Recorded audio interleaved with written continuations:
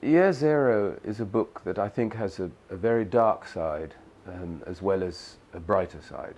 And I've tried to give a balance of both. It was one of perhaps the most catastrophic war that humans have ever fought. Certainly the scale was unprecedented. And the dark side is one that you see after many wars, including the Iraq War. We see it in our own time, which is that wars create chaos and mayhem. And societies don't just revert to normality after a war.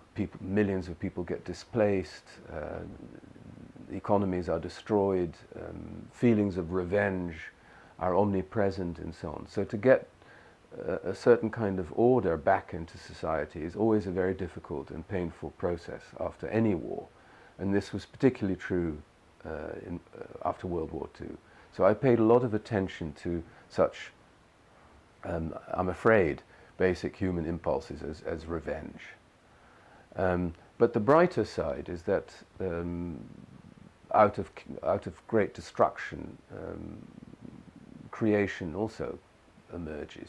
And people were very keen to build a better world with more equality, more freedom, and so on. So all that, the cruelty and the horror of the war also gave the impulse to the best aspects of human nature.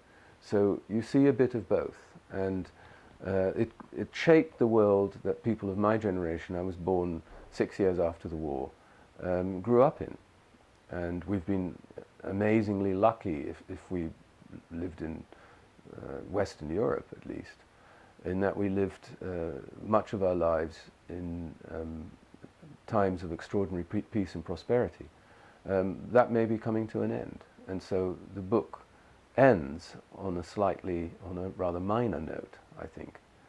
Minor in the sense of that we shouldn't be complacent about the fact that we've lived such lucky lives.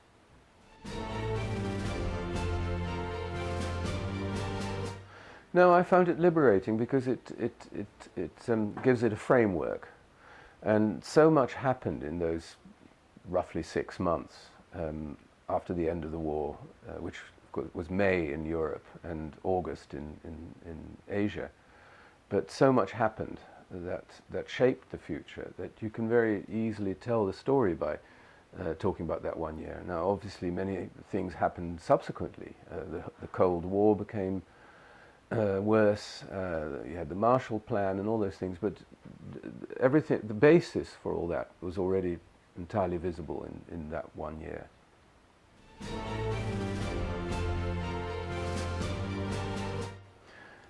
It was about an aspect of the story that I found extraordinarily baffling.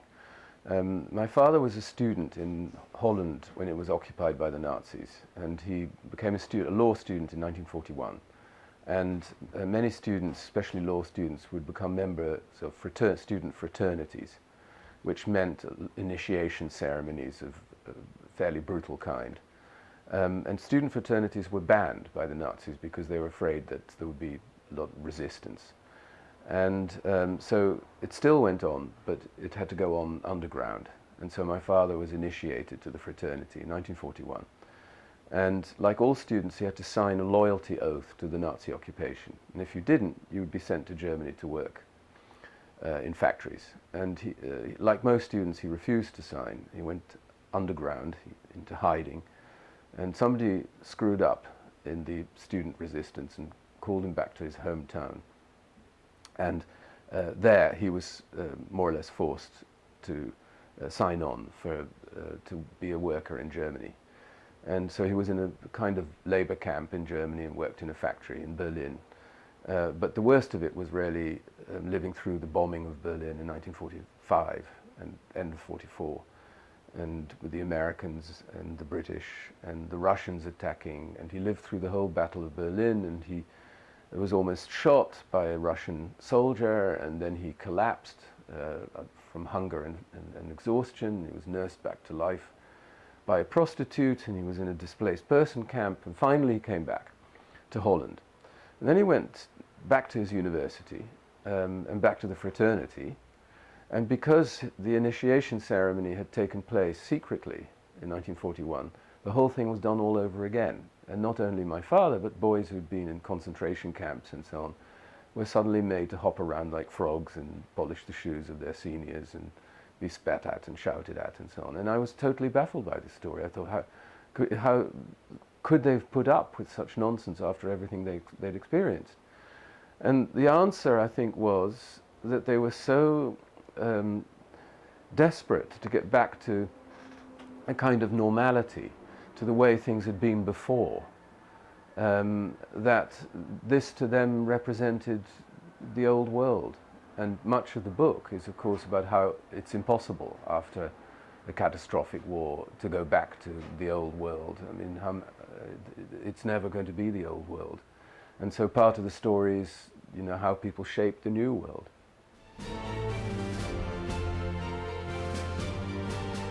I suppose I sort of knew but hadn't quite realized the extent of the extraordinary brutality of life after a war, the civil wars, the revenge, the ethnic cleansing and all those things. I mean, it was an extremely brutal year. That was one surprise, quite how nasty it was and how nasty the consequences of all wars are. And I suppose also, and again, these things one knows, but you think them through more perhaps when you go into them more deeply, is how even efforts to create a new world in which such terrible things can never happen invariably lead to other unintended consequences, some of them good, many of them bad. And when I say at the end that I'm skeptical about learning from history, that's really what I mean. I mean, the fact that we know how capable human beings are of doing monstrous things to other human beings, it'll happen over and over again. And you can say we have to learn from history, and it's true that we don't understand ourselves and our own times. If we don't know history, you can very easily learn the wrong lessons from history, which is also a phenomenon that recurs all the time.